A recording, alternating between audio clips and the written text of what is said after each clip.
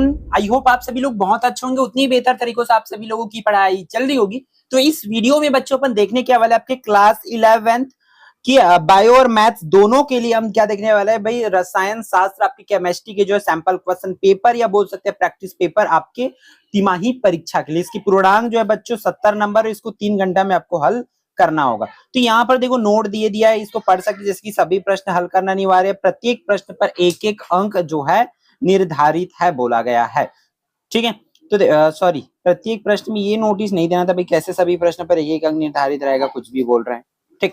अब देखो सही विकल्प चुनकर के लिखना है। तो सबसे पहला है 1 मोल गैस का आयतन होगा। तो याद रखेंगे प्यारे बच्चों, 1 मोल गैस का जो आयतन है वो क्या होता है 22.4 लीटर। कितनी होती है? 22.4 लीटर होती थी। ये फर्स्ट का आपका आंसर हो जाएगा। क्लियर है? नोट कर लिए इसको। फिर नेक्स्ट क्वेश्चन है, न्यूट्रॉन की खोज किसने की है? तो न्यूट्रॉन की खोज प्यारे बच्चों चैडविक ने की है। तो थर्ड इसकी करेक्ट आंसर हो जाएगा, ठीक है।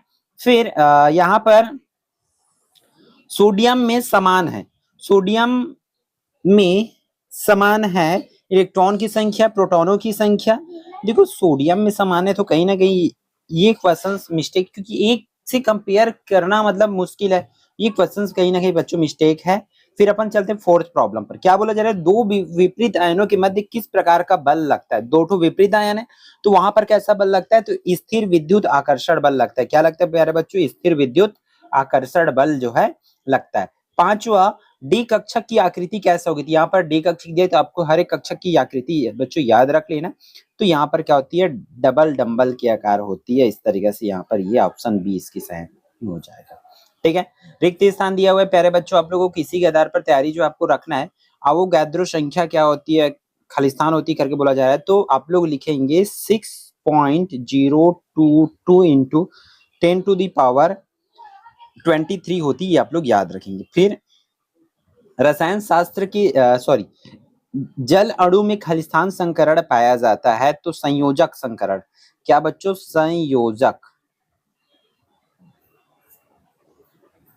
संयोजक संकरण पाया जाता है। रसायन शास्त्र की जनक खालिस्तान है तो एंटोनी लियोजिए। कौन भाई? एंटोनी लियोजिए। फिर परमाणु का वह स्थान जहां इलेक्ट्रॉन पाए जाने की संभावना अधिक होती है तो वो क्या है भाई? कक्षक, ऑर्बिट में, ठीक है। फिर पांचवा, दो या दो से अधिक पदार्थ की समांगी मिश्रण को खालिस्तान कहते हैं तो विलयन कहते हैं। ये आप लोग याद रख सकते हैं। फिर यहाँ पर सही अथवा गलत भी दिया गया है, तो या तो इसके बदले आपको 1 मार्क्स क्वेश्चन बच्चों देखने को मिलेगा, तो उस हिसाब से आप लोग तैयारी करेंगे, ठीक है। फिर दो दो नंबर में कैसे क्वेश्चन पूछे जाएंगे? देखो क्या बोला जा रहा है, आधुनिक आवर्त जो है नियम लिखना है। क्रोमियम तथा एमएन को क्या प्रोनाउंसिएशन बोलते हैं? इलेक्ट्रॉनिक विन्यास जो है लिखना है। नॉर्मलता को परिभाषित करना है और गुणित अनुपात का नियम को आपको लिखना है। तो इस टाइप के क्वेश्चंस आपने हर पेपर में देखे होंगे, हर एक जिले के पेपर में देखे होंगे, ठीक है। इसलिए ऐसे ही क्वेश्चन की प्रिपरेशन आप लोग करेंगे। विद्युत ऋणात्मकता किसे कहते हैं ये बताना है। फिर H2 अणु पाया जाता है लेकिन He2 अणु नहीं पाया जाता, क्यों? इसको समझाना है।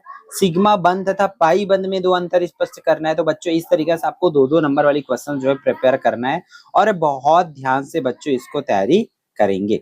फिर प्रश्न क्रमांक 11 से 22 तक मेरे प्यारे बच्चों यहाँ पर आपको 3-3 नंबर वाली क्वेश्चंस पूछे जाएंगे, जो कि देखो कैसे कैसे है। यहाँ पर प्रश्न 9वां में बोल रहे हैं N+1 नियम किसे कहते हैं? उदाहरण सहित आपको समझाना है। फिर प्रश्न क्रमांक 10वां में वंडरवाल तथा त्रिज्या सह संयोजक त्रिज्या किसे कहते हैं? इसको करना है, ठीक है। तो एक चीज बात कर रहे थे बच्चों की, इस बात है इसके पीडीएफ का। तो पीडीएफ हमारे ऐप से बच्चों आप लोग डाउनलोड कर पाओगे। तो ऐप में किसी भी कोर्स में, जैसे 11th की वीडियो थी, 11th की किसी भी कोर्स में जाओगे तो ये पूरी कोई भी आपका सब्जेक्ट हो सबकी पीडीएफ वहां से मिल जाएगा। क्लियर है क्या बच्चों? ठीक है। तो आप लोग फिर बढ़ते आगे वीडियो में, देख लेना डाउनलोड करके वहां पर। डी ब्लॉक के तत्व किसे कहते हैं? इसका सामान्य इलेक्ट्रॉनिक विन्यास बताना है तथा इसके 3 गुण जो है आपको लिखना है।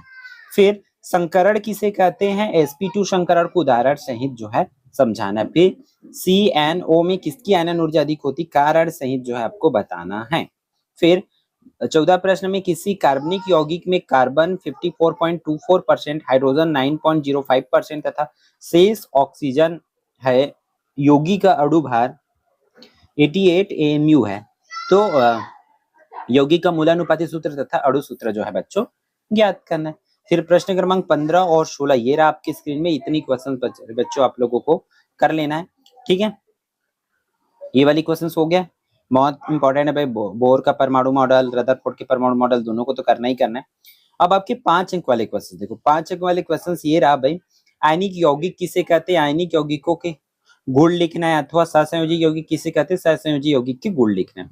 तो इसी टाइप में, इसी पैटर्न में प्यारे बच्चों आप लोग क्वेश्चन जो है प्रिपेयर करेंगे, ताकि आपकी जो तैयारी बहुत अच्छे से हो जाए, ठीक है।